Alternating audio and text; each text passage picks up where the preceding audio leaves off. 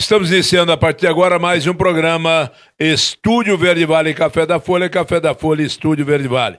Programa habitual e você já acostumou, toda sexta-feira, ler com toda a emoção nas páginas da Folha. É claro que sempre assuntos interessantes. E no sábado acompanha pela Rádio Verde Vale. Oferecimento todo especial em nome do Supermercado Vencedor, vencendo pelos preços, pelas condições. Supermercado Vencedor. E hoje, sábado, com promoções especiais. Falamos ainda em nome de Casa Silva, móveis informática e eletrodomésticos. Casa Silva, seu conforto em primeiro lugar. Casa Silva. Mês começando é a Casa Silva, sempre com grandes promoções. E falamos em nome da panificadora Felipe, que sempre nos presenteia aí com essa fartura em nosso café e na sua mesa também. Produtos de qualidade, panificadora Felipe. 2 endereços em São Ludgero. Um na Padre Algo, pertinho da Igreja Matriz, outro pertinho do Reinaldão, e na Praia do Mar Grosso, em Laguna, panificadora Felipe. O nosso programa Estúdio Verde Vale hoje, nós temos o prazer de receber o maestro Lourenço Miller. E é um prazer muito grande a gente poder conversar com uma pessoa com a expressão que tem, com o trabalho que tem, com o caminho que já percorreu, elevando a nossa música, a nossa cultura de toda a região. Seja bem-vindo, maestro. Bom dia. Bom dia, Luiz Antônio. Bom dia também a todos que nos ouvem, a todos que vão depois ver a nossa matéria, né? E a gente deseja sempre a felicidade aos outros e sabe que ela vem pra gente também quando a gente a deseja aos outros. Quantos anos de música, maestro? A música começou nos tempos de escola de primeira a quarta série, porque eu parei na casa de uma pessoa, o padre de Ayuré, da Forcadinha. Eu costumo ainda gostar do nome Forcadinha, porque a forca dos 2 rios é que deu o nome e ali foi presa a menina Ayuré. Então, a Forcadinha, e eu ali acompanhava o coral da igreja, e nas horas de folga o meu dedo já ia lá num teclado, que naquele tempo se chamava harmônio, que ficava lá no coro da igreja, e devagarzinho a parte de leitura das músicas começou a entrar em contato com a gente, como é que tem essas notinhas, como é que se lê isso ali, e foi a semente praticamente do que aconteceu. Antes disso, a minha família parece que já tinha bastante apoio à parte de música, que a gente cantava, a alegria reinava no trabalho,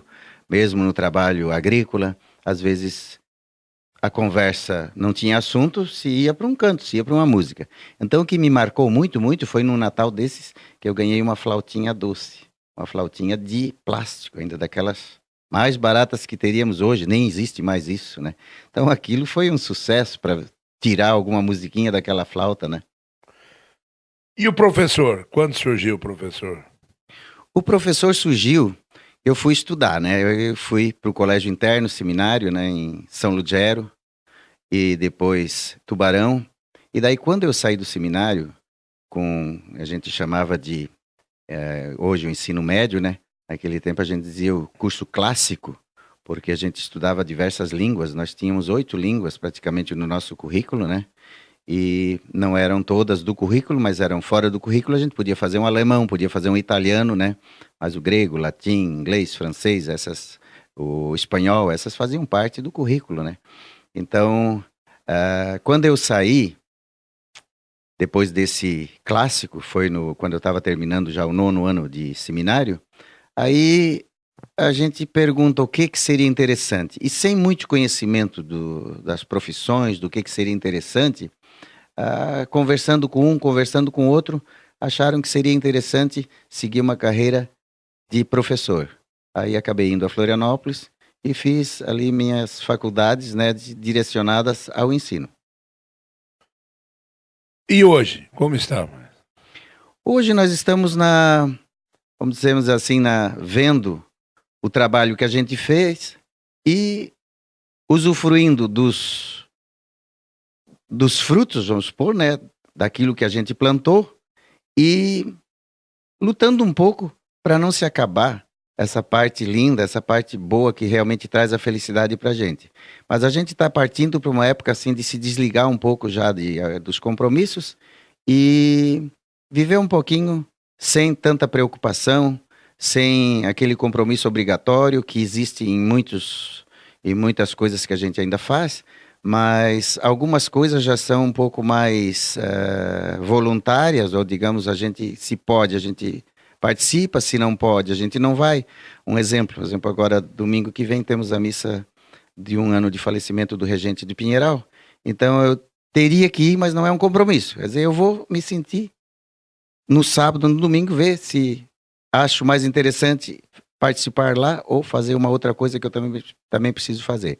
Mas agora no sábado já temos um compromisso na Guarda, ali no outro lado do rio, perto do Barão, né? Eu acho que faz parte do município do Barão, para comemorar o centenário. Então ali é um compromisso. Então a gente divide hoje a vida entre os compromissos e aquelas coisas que não são tão compromissos, mas quando dá a gente também participa.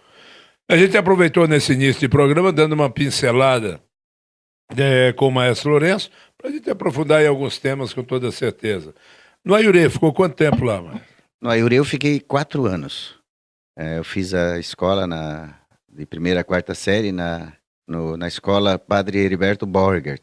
Aquilo me marcou muito porque a gente foi a primeira escola onde a gente foi e a forma de dar aula, a forma de viver, muito diferente de hoje, né? Porque havia a punição quando era necessário, justa, né? Às vezes a gente recebia uma punição por ignorância, como foi um caso, eu não sabia falar português, eu só falava alemão, e o meu professor, ele era o único que tinha relógio, e como ele era o único a ter relógio, ele tinha a sineta que indicava o fim da aula, a hora do recreio, na sala dele, em cima da mesa dele. E quando nós fomos mostrar o trabalho que a gente estava fazendo, a gente fazia a filinha ali, eu esperando, eu era o 3º ou 4º a apresentar o meu trabalho, minha copiazinha lá, o que teria feito. Aí me chamou a atenção aquele objeto ali na mesa, e eu, com curiosidade, botei a mão naquilo. E ao botar a mão naquilo, aquilo bimbalhou, bililim, bililim, bililim. As outras salas foram para o recreio, e não era hora. Aí, eu não fiz isso por maldade, mas fui ajoelhar em cima do milho, né? Então são coisas que saudade, hein? Para mim foi injusto porque eu não fiz com má intenção, mas o professor entendeu diferente, né?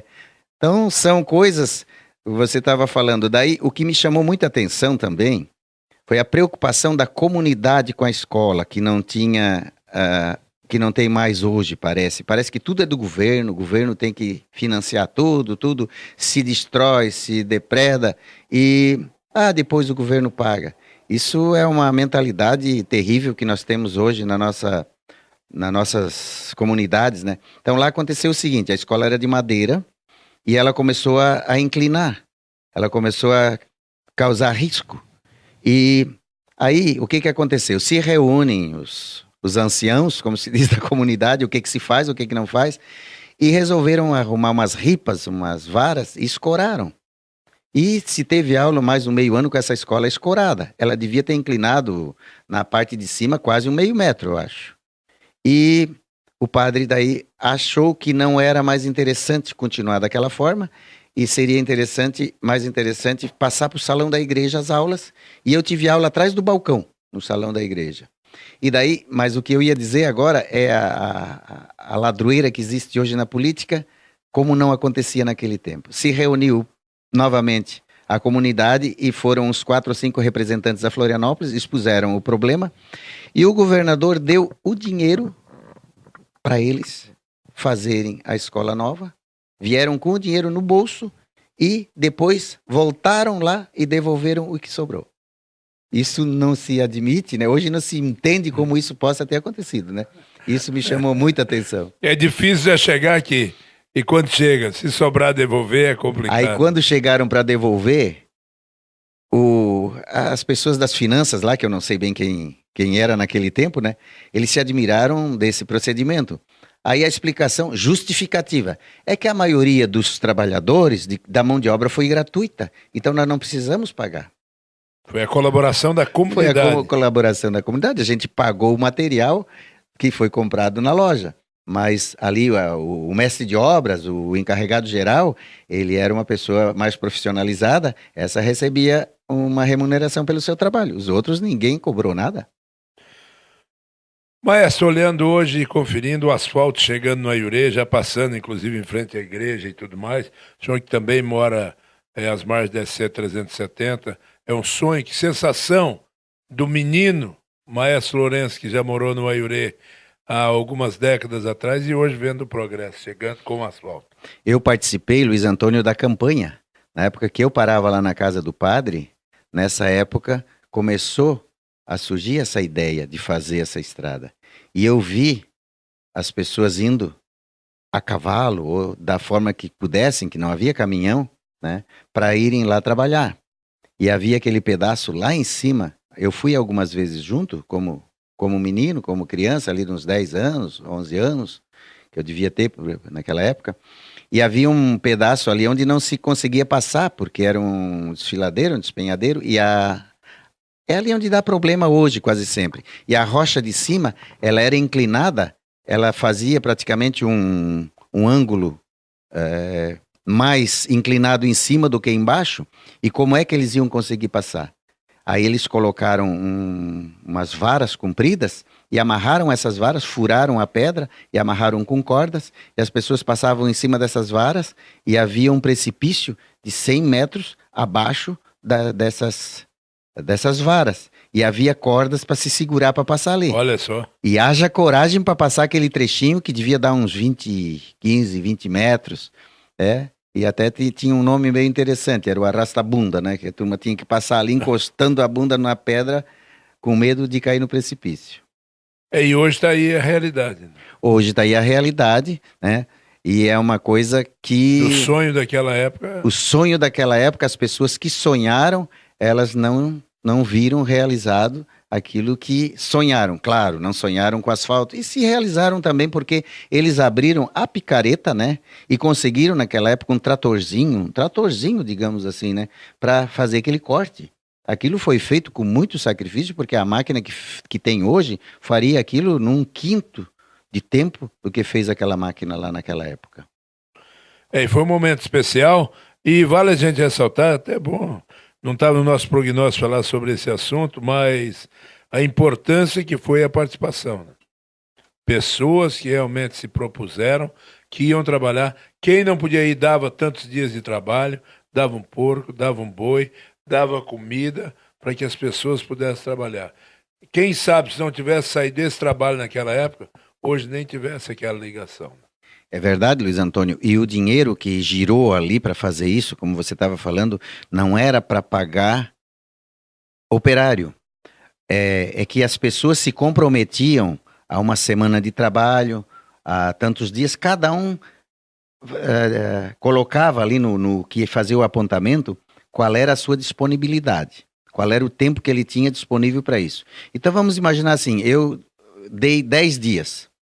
Daí eu não posso porque eu tive problemas e só fui 5. Então eu dava o dinheiro dos outros 5, mas não dava o dinheiro, ou dava o dinheiro para o grupo, para eles pagarem alguém que fosse no meu lugar, né?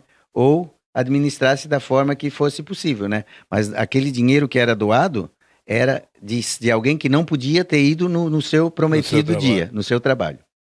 E teve uma liderança muito legal, o seu Pedro, né? Seu Pedro Kunen foi uma liderança das mais fortes e o próprio Padre Heriberto, que tinha um Jeep na época, né? Então aquele Jeep que a gente vê de vez em quando nas fotos, eu tenho quase certeza que era o Jeep do Padre Heriberto, né? Depois parece que o seu Valdemar Michels, teve mais alguém ali que comprou um Jeep, mas isso, ou o Nandi ali embaixo, eu não tenho bem certeza, mas aquele Jeep que a gente vê lá em cima, né? Algumas fotos bem antigas, tenho quase certeza que era o Jeep do Padre Heriberto. Não, e é bom a gente lembrar, principalmente agora, que já vamos ter aí uma inauguração dessa primeira parte, e reverenciar essas pessoas que trabalharam naquela época. O senhor depois ministrou aula, o senhor já participou da Universidade Federal com correção de provas e tudo mais. Conte um pouquinho também da carreira como professor. Sim, daí, quando saí do seminário, eu fiz vestibular para duas faculdades, duas direcionadas ao magistério, uma era letras com 2 licenciaturas principais na Federal, que era francês e as suas literaturas, e português e as suas literaturas, e a gente não tinha experiência suficiente para dizer se ia passar ou não, então eu fiz numa outra também na faculdade, na UDESC, para educação, né? Faculdade de Educação para Pedagogia e Administração Escolar. E aí acabei passando nas 2. E aí agora escolhe o quê? Como uma era de noite e outra era de manhã, o meu problema maior foi arrumar um trabalho para meio período. Aí eu comecei a ver aonde havia essa possibilidade, e eu trabalhei de graça 3 dias num lugar, 2 dias no outro. Aí um dia acabei indo numa agência de revenda de carros, que era da Chevrolet na época, Repique Veículos, e ali eles gostaram tanto do meu trabalho e me contrataram por meio salário mínimo e com meio expediente. E sempre que eu quisesse e tivesse tempo, sábados ou domingos, me deram a chave para eu fazer hora e bater o ponto. Então aquilo me ajudou muito. Foi meu primeiro emprego, né? Eu tive que me manter, né? Eu não tive ajuda de casa para estudar. E assim terminou. Quando eu cheguei... O Repique, só para situar, ficava ali próximo de onde é hoje o Terminal Rita Maria. Sim, ali bem pertinho, né? É bem perto ali Era na Conselheiro Mafra. Conselheiro Mafra era a entrada principal. Era da Derbal Ramos, né? E eles tinham outra revenda lá, não sei, de uma outra coisa que eu não tenho bem certeza. Mas foi muito interessante aquilo. Daí, inclusive, Luiz Antônio, uma brincadeirinha. De vez em quando, nas férias, então eu fazia o período todo e às vezes até trabalhava de noite, né? E daí chegavam as pessoas da fábrica ou da orientação, ou vinham fazer algum treinamento, e de noite eles saíam para fazer essa janta. E eles me convidavam. Eu não conhecia cardápio, não conhecia nada, imagina, um menino vindo da roça.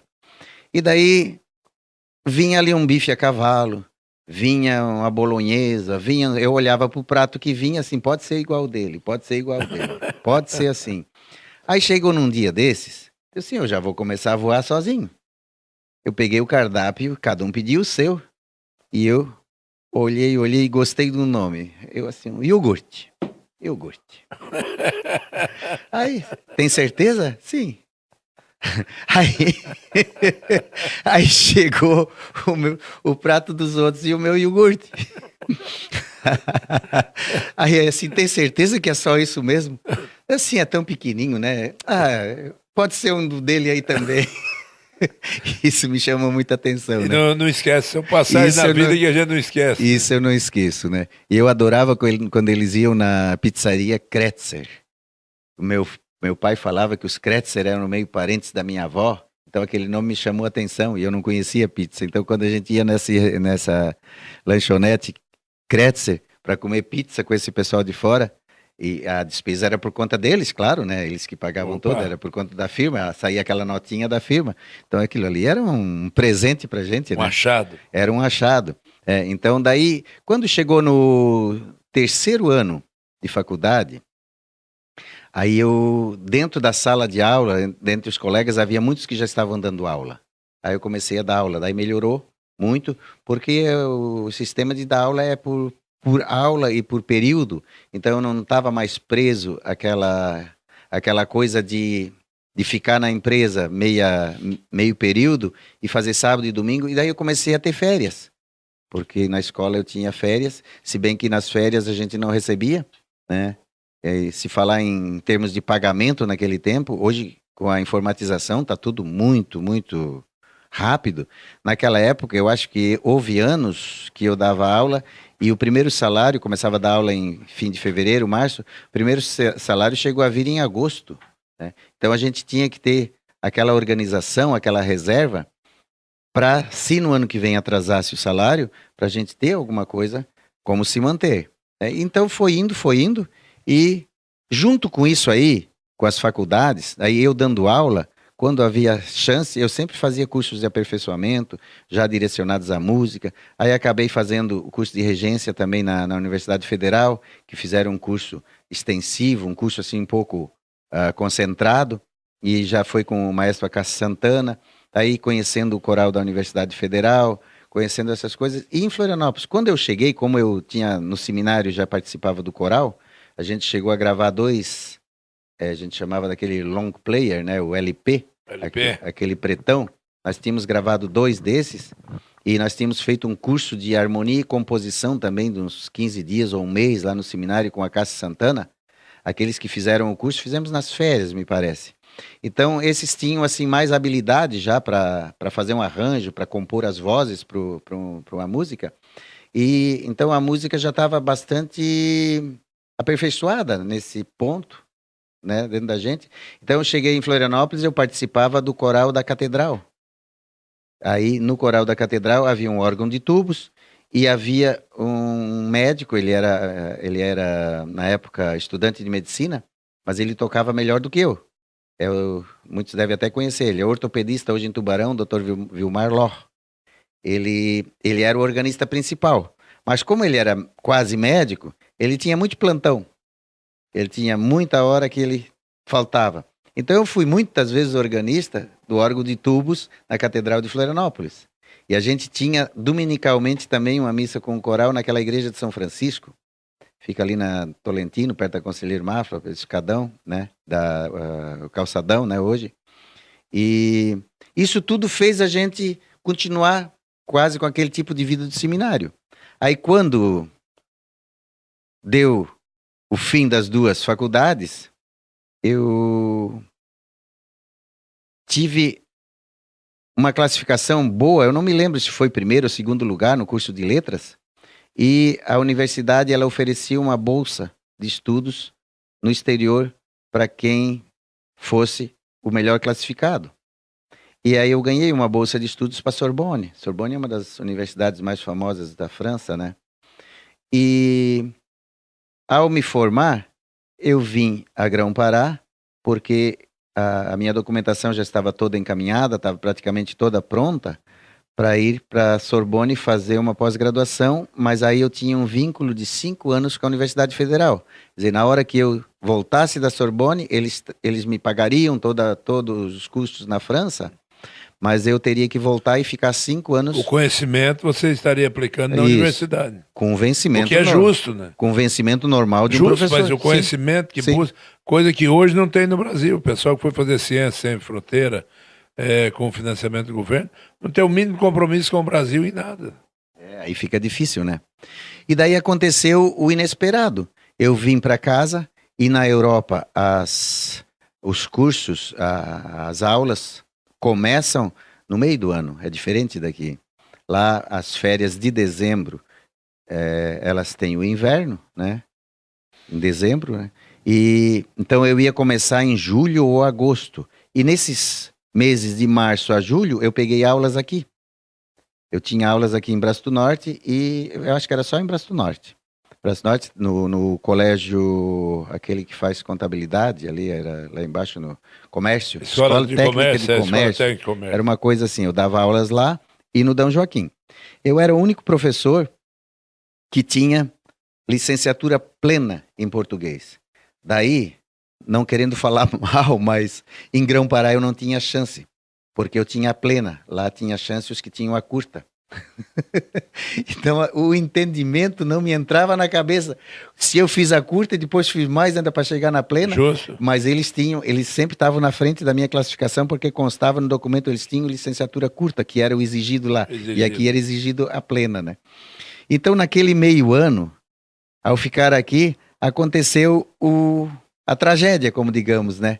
A minha mãe morreu num acidente aqui no Trevo, em Braço do Norte, e o meu pai acabou morrendo 2 semanas depois.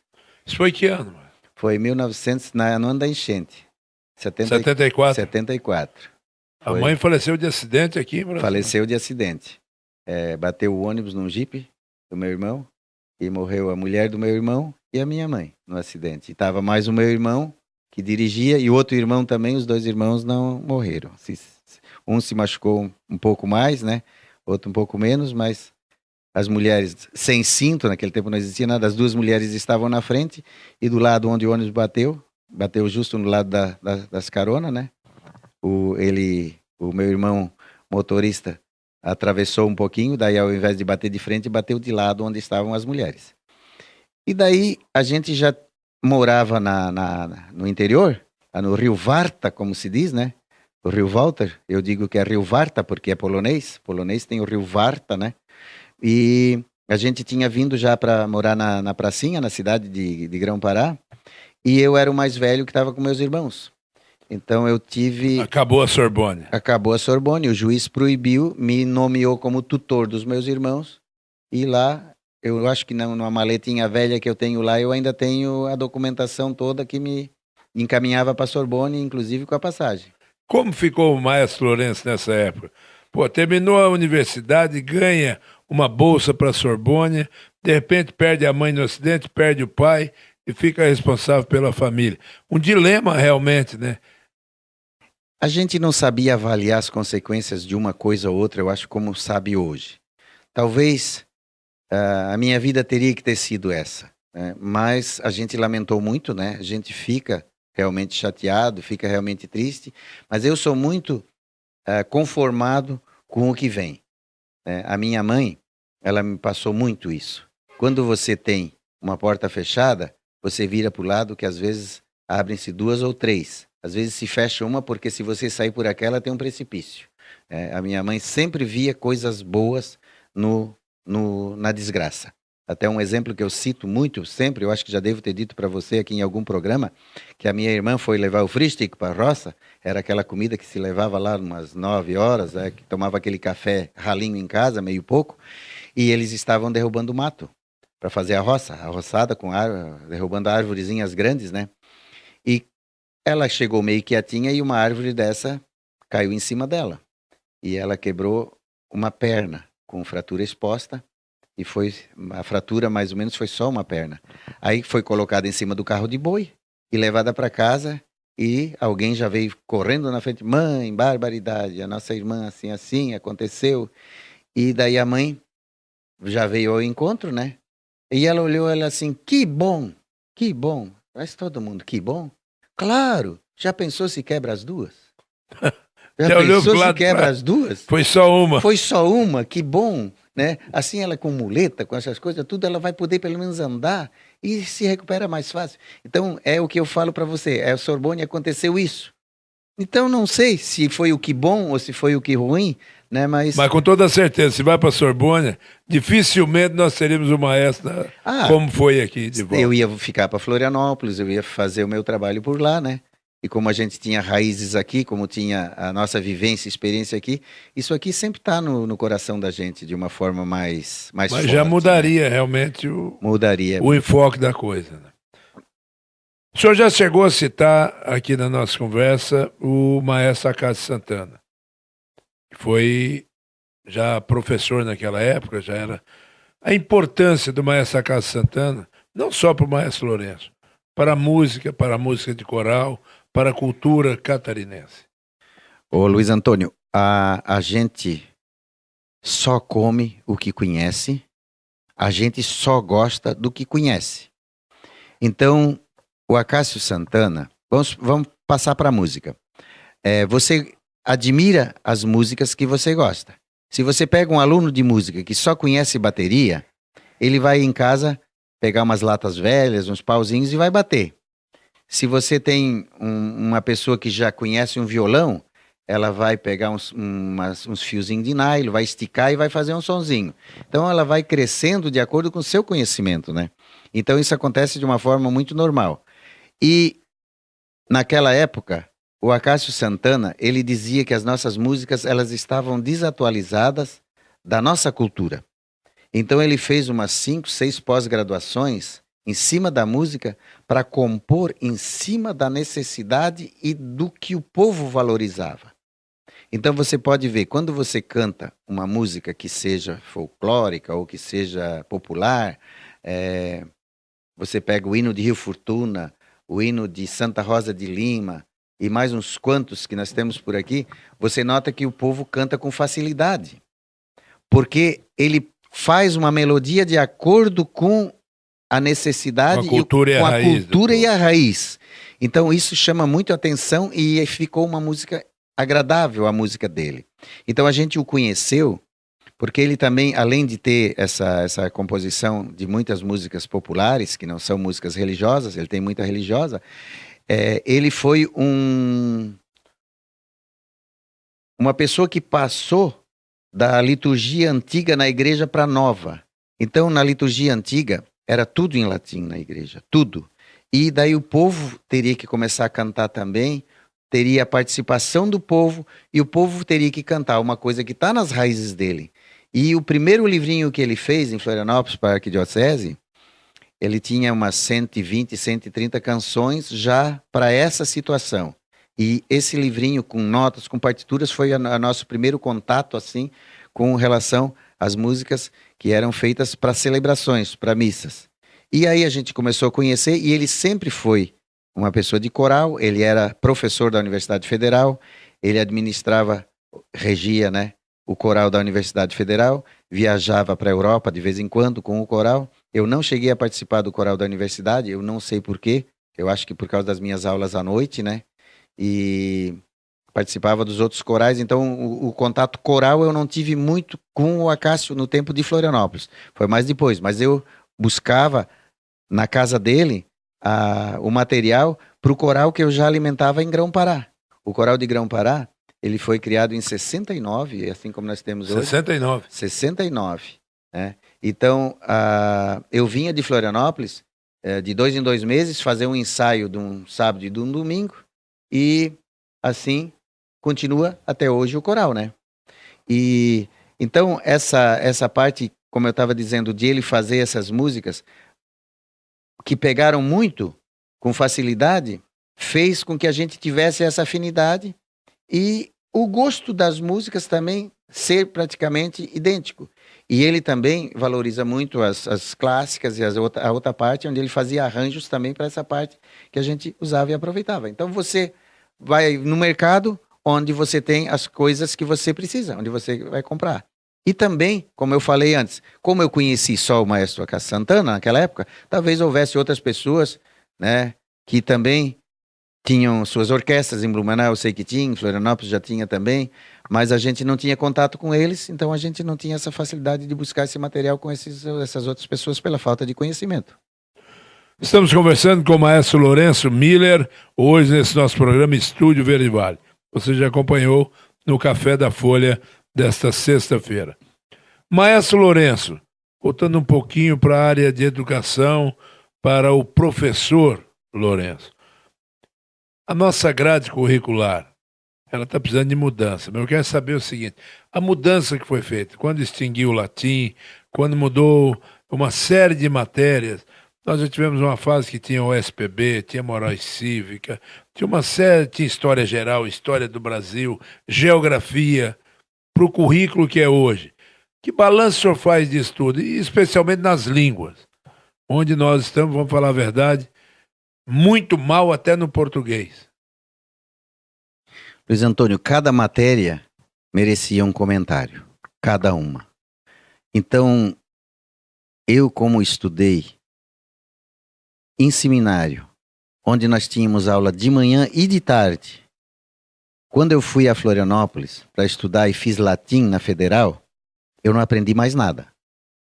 Eu às vezes não tirava 10 no latim, de tanto as pessoas me incomodarem na sala. E como é que termina essa palavra? Como é que é isso? Como é que é? Então, mais as declinações e tal. Isso tudo. Então, eu não estudei latim, eu sou filho de professor de latim. Sim, mas você tem muito conhecimento. Então, eu acho que todas elas têm o seu valor. E nós não podemos colocar todas no currículo, todas que precisariam. Então, essa seleção, para ela ser feita, ela tem que ser bem criteriosa. Porque quando chega na área técnica, nem todos têm a habilidade para tudo. Mas existem as básicas. Eu coloco quase como uma das primeiras matérias a filosofia. O que seria filosofia? Amigo do conhecimento. Aprender a conhecer as coisas, né? Você vem com aqueles silogismos. Não sei se você tem conhecimento de filosofia. Você diz uma coisa e eu vou desfazer. Você diz, eu não vou morrer. Vamos supor assim. Daí, você sabe que todo ser humano é mortal? Sei. Você é um ser humano. Acabou, né? Intrinsecamente, A sua resposta ficou anulada. Quer dizer, você deu uma resposta contra a sua primeira afirmação. Isso é filosofia, né? Isso precisa de mais no direito. Isso precisa de mais no professor para o convencimento. E força as pessoas a pensarem. Sim, mas sempre... raciocinarem. Né? Sempre demais. E as pessoas... Bom, vamos falar ainda da filosofia um pouco, né? E o conhecimento, como ele está na sua interpretação, não está na minha. Às vezes eu entendo de uma maneira que você não entende. E eu vejo muitas pessoas indo de encontro aos outros, e enquanto eles querem ir ao encontro. Isso é completamente diferente. Ir ao encontro quer dizer que você vai a favor dele. Você vai para o abraço. Que se você vai de encontro, você vai contra ele, né?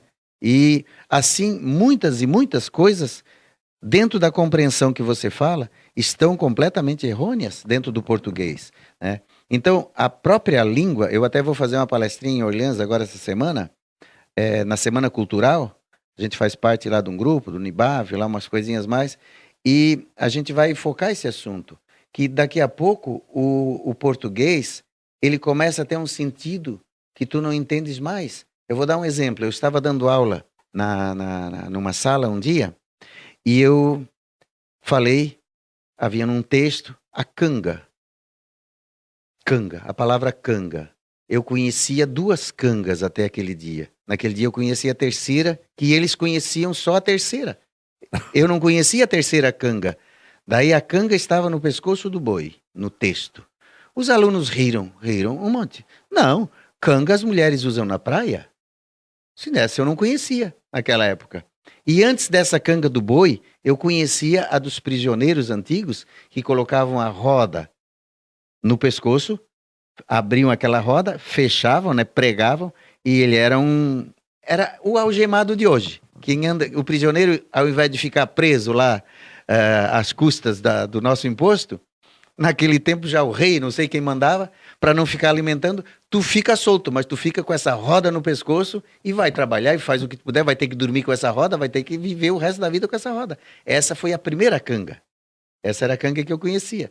Então as palavras são assim, o significado delas é diferente de um para o outro. Pode ir mudando com o tempo. Então nós temos que cuidar muito da língua, senão daqui a pouco a nossa língua se desmancha. Ela se desmancha. Vamos falar a verdade. E eu tenho certeza que o professor, Maestro Lourenço, ele sofre muito com isso hoje. Mas o nosso português está muito mal. Muito mal, sim. E eu tive sorte, depois que você está falando, eu sempre gostei muito do português, porque a gente é filho de um pai e de uma mãe, e neto de um avô e de uma avó, assim como a laranja é fruto da laranjeira. A laranja nunca vai ser fruto do pé de maçã, ou nunca vai ser fruto do abacateiro, né? Então nós somos fruto do português, do latim e do grego, basicamente.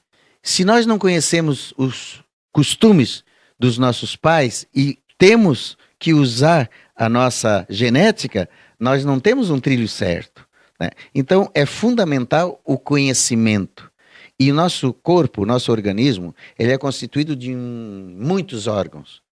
O órgão principal que deveria receber mais trabalho, que devia ter mais exercício, é a mente. E às vezes é o que menos recebe. Aquele que às vezes precisaria mais descanso, né? Que seria o aparelho digestivo, às vezes a gente sobrecarrega. Põe álcool demais, põe remédio é obrigado, mas vai sobrecarregar. Então, pelo aparelho digestivo, eu acho assim que o aparelho digestivo nosso é um dos mais castigados. Que qualquer coisinha, ele que vai pagar o pato. Eu até postei uma matéria ontem para minha filha, e a manchete é o seguinte: para fazer uma boa prova do Enem, cuide da alimentação. Sim, aí a pessoa estabelece o equilíbrio, né? Entre o corpo e o espírito, e a mente. Aí a pessoa tem como raciocinar, né? Inclusive tem uma influência muito grande. Questão de alimentar, como alimentar, ou estudar. Sim. Tá vendo que tem você vai estudar depois de dormir. Você assistiu a aula, já tem que estudar em seguida, já fixa, Sim. já. Estava lendo essa semana, interessantíssimo, alguma coisa sobre isso, que a gente às vezes vai passando por cima. Aliás, nós estamos passando por cima de muita coisa. Muita coisa. Para terminar, só para fechar um pouquinho mais, não dá de falar sobre todas as matérias, mas vamos colocar a matemática, a aritmética, o que queira.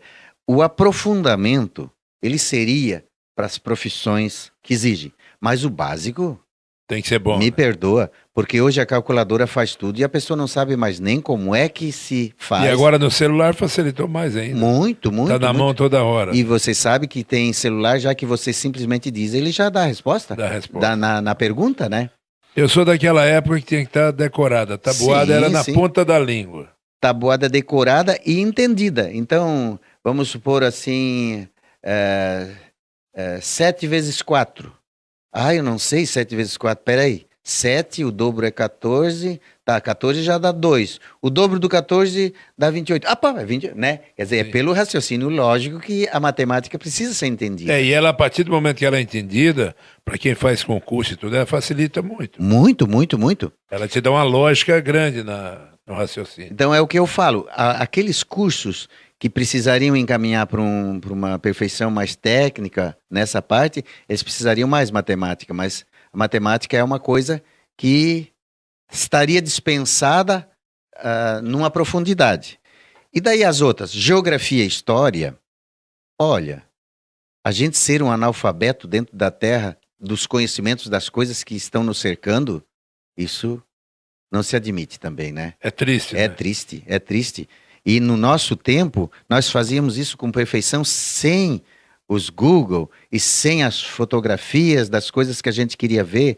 A gente lá raro tinha um mapa, às vezes um globo. Então, por aquele globo a gente viajava, mostrando pelo dedo, ó, nós hoje vamos para cá, vamos ali é assim, isso tem lá, isso tem assim, né? São coisas Mas a demais. senhora é dessa época, com toda certeza, e eu era garoto.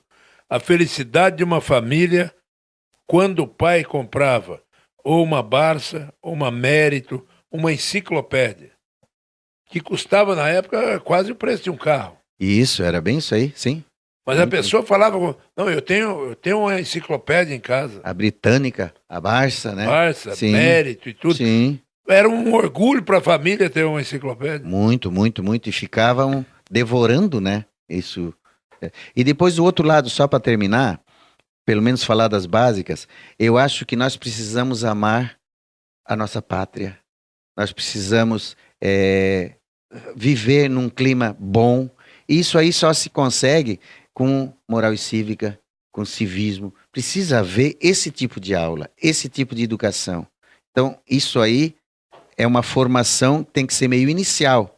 A própria OSPB, que falava sobre a organização social do Brasil, política e tudo, que hoje não tem mais nada disso. Eu acho que as pessoas que fazem, às vezes, o currículo, elas têm outros interesses, né? E hoje nós entendemos as coisas falando errado, porque todos falam ou escrevem errado. Amanhã eu vou na sua casa. Vou é agora. Amanhã eu irei, né? Então, são coisas que dentro do português não ficam exatas. Se você diz amanhã eu vou seria para hoje. Eu vou dizer agora, ontem eu vou na sua casa. Sem querer falar mal, eu tenho uns amigos aí meio haitianos, eles falam assim, ó, ontem eu vou na sua casa. Todo mundo já vai rir, mas para eles, como nós dizemos hoje eu vou, e esse vou vale para amanhã também, para eles também vale para o passado. Então, a confusão vai se formando dentro da própria língua, né? E o alemão, eu costumo mostrar, até estava nessa semana falando com umas pessoas assim que a gente pode falar sobre esses assuntos assim mais cultos. Estava dizendo o alemão, ele das línguas que eu conheço, é uma das mais exatas, mais completas. Na hora que eu vou apanhar uma fruta, em português eu apanho a fruta. Luiz Antônio, aqui tem uma laranja, eu apanhei para você. Aí você vai perguntar, você botou a escada? Você deu um pulo? Ela estava bem baixinha? O alemão, ele já bota assim, aplica, anplica, ausplica. Ele vai colocar uma terminaçãozinha ou um prefixo, uma coisinha antes, que você, na hora que recebe a palavra, sabe como é que foi feito aquilo, né? Então, a expressão é muito mais exata, muito mais completa. Então, se nós fizemos a comunicação entre nós que falamos alemão, a gente falando em alemão, a gente se comunica muito melhor, com perfeição mais exata. E o tempo vai passando, conversar com uma pessoa culta, com assuntos, e vai passando tudo muito rápido. Maestro Lourenço, a orquestra da FAI, que eu tenho certeza que teve um lugar muito especial para o senhor. A orquestra da FAI, ela foi vamos dizer assim, um sonho, foi um momento brilhante que a gente teve, muito. Eu só lamento que a gente não tem vídeos daquelas partes mais áureas. Eu ainda tenho, eu agora estou convertendo uns vídeos que foram feitos em fita, então já foram transformados em digital DVD, né? E agora estamos convertendo do DVD para o sistema de celular, que ainda é outro. Então precisa passar por uma pessoa mais profissional também para fazer isso, que tenha pelo menos um pouquinho de qualidade. Então a gente tem alguma coisinha que vai aparecer ainda, mas tudo tem o seu tempo, né, Luiz Antônio? Então a família Schlickmann, ele, meu tio, né, me propuseram aquela escola, me propuseram aquele trabalho, me ofereceram uma quantia que não era grande salário, mas era uma coisa que valia a pena a gente fazer, e muito por idealismo, por gosto, por vontade de fazer isso. E como eu no seminário toquei diversos instrumentos e tinha praticamente conhecimento de todos os que a gente conhece, como eu falei antes, você conhece diversos tipos de comida, você pelo menos experimentou. Aí você às vezes gosta mais de um, mais do outro. Então isso aí para mim foi um desafio, mas não foi um desafio muito grande não. E pegar gente jovem que não conhece nada e colocar na música para você iniciar, aí fica fácil. Agora se você pega uma pessoa que tem mais idade e queira começar, ela também consegue. Mas se ela já coloca na cabeça que é difícil e essas coisas vão ser difíceis para ele, aí já não vai conseguir. Então nós conseguimos, eu devo ter passado assim, eu tenho lá uma relação, mas perto de 600 pessoas que passaram pela nossa escolinha. E nós tivemos o nosso tempo áureo, o nosso tempo melhor foi mais ou menos, comecei no ano de 1999, né? E daí no ano 2005 até 2010 nós estávamos num tempo mais áureo, onde nós fazíamos nossas apresentações aqui, fizemos aqui para Água da Serra, no Natal, eu me lembro, em cima de um caminhão, fizemos em Orleans, em Gravatal, ali no Trevo, fizemos diversas vezes, nós íamos com 3 vans, eram 3 vans, e perto de 40 pessoas para fazer as nossas apresentações. E esse apoio, esse incentivo foi muito forte enquanto o seu Aloysio era vivo. Depois espalhou, vamos supor assim, um pouco a administração, e a parte de administração ali da Copobras, da Incoplast, a gente não conhece muito bem aqueles meandros ou aquelas partes ali deles, né? Mas me parece que foi meio terceirizado, e uma empresa que é terceirizada e ela tem uma filosofia diferente do que tinha o seu pai-chefe, de fazer o bem, de dar essas aulas de graça para todos esses alunos, isso não estava trazendo lucro para a empresa. E como não trazia lucro, tem que extinguir, mesmo que não esteja tomando dinheiro da empresa. Mas sempre havia um saláriozinho que eu recebia e havia também uma bonificaçãozinha para os alunos. Os alunos ganhavam um cachezinho também. Então esse cachezinho eles começavam a ganhar a partir do momento que eles já tinham uma leitura regular de partitura, mesmo que fosse flauta, e essa ajudinha ela era escalonada de acordo com o conhecimento. Então havia quem ganhava 100, havia quem ganhava 80, havia quem ganhava 60, quem ganhava 50, né? Então quem estava de 50 lutava para passar para 60, para passar para 80, para passar para 100. Era uma coisa muito interessante. Mas daí um dia a gente foi informado, né, que essa terceirização não daria mais apoio e nós estamos já no 3º ano sem o apoio. Aí o que eu estou fazendo? Eu estou ainda com alguns alunos que já estavam na época e a gente mantém uma continuidade com eles até eles, por exemplo, vão para a faculdade, daqui a pouco eles também não têm mais muito tempo e já faz então 2 anos e pouco que a gente não está mais pegando nenhum novo. Nenhum novo, mas continua o trabalho Continua ainda. o trabalho gratuito. Na medida do possível. Daí ninguém mais paga nada, mas eles foram muito gentis, né? Deixaram os instrumentos, deixaram a sala, me deixaram à vontade se eu quisesse cobrar dos alunos, mas aluno que estava recebendo alguma coisa, ali geralmente são alunos que também têm necessidades, né? Não tem como ficar pagando isso. Maestro Lourenço, o canto coral da nossa região. O canto coral da nossa região, nesse ano, nós estamos celebrando 32 anos da nossa união. O que seria essa nossa união? O Acácio Santana dividiu o estado em 25 regiões. Cada região recebeu uma divisão geográfica. A nossa divisão geográfica aqui, ela vem Lauro Miller, Orleans... Guatá não é município, né? Não. Então é Lauro Miller, Orleans, São Lugero, Braço do Norte, Grão-Pará, Rio Fortuna e Santa Rosa de Lima. Era a nossa região. E depois, Armazém quis pertencer, Gravatal quis pertencer, Pedras Grandes gostou. Então nós, sem aquela divisão dele, também estamos colocando esses dentro do nosso grupo e até Urubici. Está vindo também participar do nosso grupo. E nós temos altos e baixos. E eu tenho notado que nesse ano nós damos um impulso muito grande nessa parte coral. Principalmente porque São Lugero também tinha o coral infanto-juvenil. Eu tinha 170 crianças num coral. Naquele ano do DVD, 170 crianças. Isso é muito difícil você ver. Nós íamos com 2 ônibus, 3 ônibus para as apresentações, aqueles ônibus de 2 andares, quase como se diz, fomos a Gramado, né? Então, o fim desse coral também, ele também parece que foi, como a minha mãe diz, fechou a porta, abriram outras. Então, com o fim desse coral, surgiram outros corais infantos juvenis, e nós já temos um em Grão-Pará, temos em Rio Fortuna, temos, eu acho que são 2 aqui em Braço do Norte, não tenho bem certeza, e mais alguns querendo formar, e está faltando gente para pegar esse trabalho. E nesse ano, nós tivemos 19 corais participando, a gente não pode nem ter muitos, mas nós temos 21 corais na nossa região. 21 nessa nossa região, e 19 participaram. Então você imagina, 20 corais. O mínimo que cada coral tinha eram 20 pessoas. Então 2 vezes 2 são 400 pessoas coralistas. Vamos diminuir um pouquinho porque eram só 19.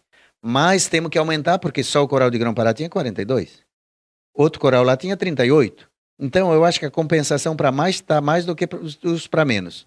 E a gente fazer esse encontro de corais, que foi o 32º, eu cortei o assunto antes. Quando foi criada essa região, foi escolhido o município de Grão-Pará como sede e os corais da região me elegeram como o líder, como representante da região. E eu estou há 32 anos, ninguém quis assumir. Talvez seja porque eu tenha mais formação, eu tenho curso de regência, mais do que os outros, né? A formação que os outros têm. E daí, nesse ano, nós já estamos aproveitando alguns aluninhos nossos, como é o caso do Guilherme Felipe, e temos mais alguns, tem o Jorge Della Justina, temos o Giovanni, que agora está com a Banda do Espaço, que já está me ajudando também bastante nessa parte, né? E isso tudo está fazendo o mais na nossa região. Então, nesse encontro de corais desse ano, esses alunos novos, com seus corais, já são regentes de corais, eles vêm com aquele sangue novo, eles vêm com aquela vontade toda de fazer a coisa acontecer bonito. Nós tivemos um dos melhores encontros de corais que nós tivemos praticamente nesse ano aqui. Olha só que legal. Maestro, nosso muito obrigado. Novas oportunidades vão surgir com toda certeza, e é sempre bom a gente poder ouvi-lo. Nosso muito obrigado. A gente agradece, Luiz Antônio, sempre o carinho que você tem aqui nas suas entrevistas, e também a direção, aos donos, às pessoas que administram, né, e que fazem essa empresa tão boa aqui funcionar na parte de rádio, FM3, e na parte de jornal também. Muito obrigado também pelo prestígio e pelo convite, né, porque isso sempre é honrado. A gente sabe que ao ser convidado para vir aqui, a gente sempre é um pouquinho mais olhado do que os outros, que às vezes nem são tão lembrados. Então, fico muito agradecido, Luiz Antônio. Está aí, estivemos com o maestro Lourenço Miller. É claro que a gente poderia conversar mais horas e horas, sempre assunto interessante, falando de cultura, de ensinamento. O programa Estúdio Verde Vale foi para o ar no oferecimento do Supermercado Vencedor, vencendo pelos preços e as condições. Aproveite hoje, sábado, faça suas compras no Vencedor. Casa Silva Móveis Informática Eletrodomésticos, Casa Silva, seu conforto em primeiro lugar. E a Panificadora Felipe, sempre fornecendo aí produtos de qualidade na sua mesa. Panificadora Felipe, 2 endereços em São Ludgero, na rua Padre Algue, pertinho da Igreja Matriz, ali perto do Reinaldão também, e em Laguna, na Praia do Mar Grosso. Foi para o ar mais um Estúdio Verde Vale. Nosso muito obrigado. Continue sintonizado na Verde Vale. Tchau, tchau.